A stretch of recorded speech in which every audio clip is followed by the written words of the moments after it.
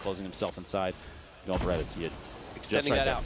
Edit, quickly build an extension. Edit, quickly build an extension to try and give more room to move, more safe zones essentially for himself, where he still has vision out on other people and can maybe third party if a push happens. 72 hours still in this one. Built up He's top. playing at the bottom out one, and yeah, that's about as use. Look, I'm getting. You want to know the information I get from that graphic? There's a ton of people left. There's a ton of people left. 30 left in the zone. The zone is moving into. This is the last time it closes before it starts to move, so things are about to get hectic on these rotations. This is actually more players than even are normally left in this scenario in competitive matches, which are already kind of above, but this is a lot of people trying to play for this late game. Hey, I haven't gotten many limbs. I need to get top 10. People are looking for ranking now to get their points, yes, to try and secure for the remainder. Because after this one, there's 2 more games left and today. I think that this happens because top 10 earns the points. Yeah. I think this would be different if it was like a point for top 5, or even if it was only the kind of the top, like third gets 1, second gets 2, first gets 3. People can land in top 10, because you can get top enough. 10 and earn 1 point. So many people change their game plan to, I just need to get 1. And that's why we're seeing so many of these structures just built on up.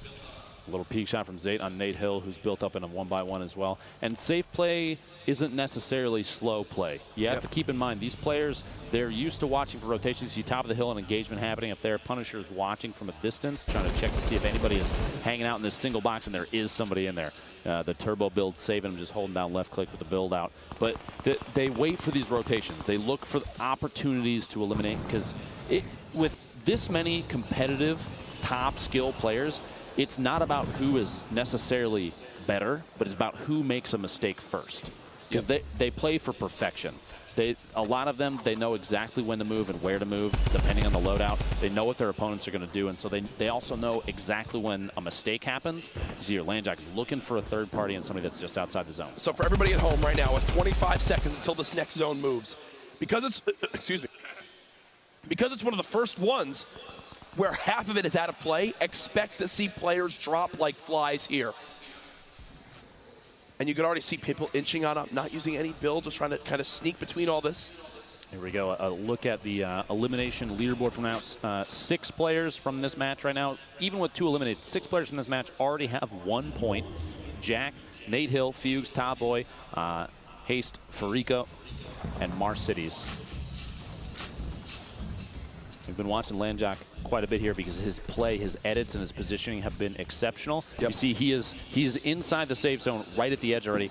Prodigy Ace is pushing away, and the bounce pad to get in, flying over the top of both of them. They're essentially building the same path on top of each other. You saw Jax drop down in the back. He might be looking for an elimination here, trying to push in on a He's already got 4. This would be for 2 points at 5+ limbs. He's made it into the zone, but he's got no materials.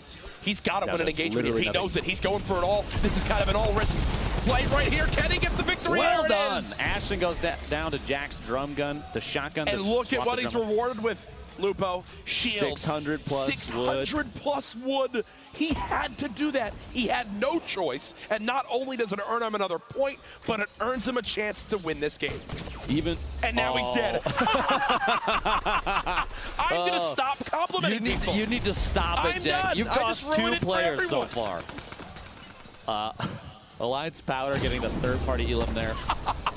I feel so bad, takes but I don't at all. And the third-party shots there. Lassie's looking up top.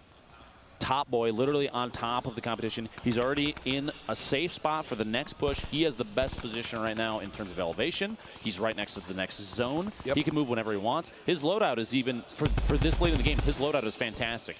350 wood, 300 brick, 130 metal. He can build a ton of surfaces. He's got the blue drum, a legendary. He doesn't have a lot of ammo. Barrel. He does not have a lot of ammo to spray with.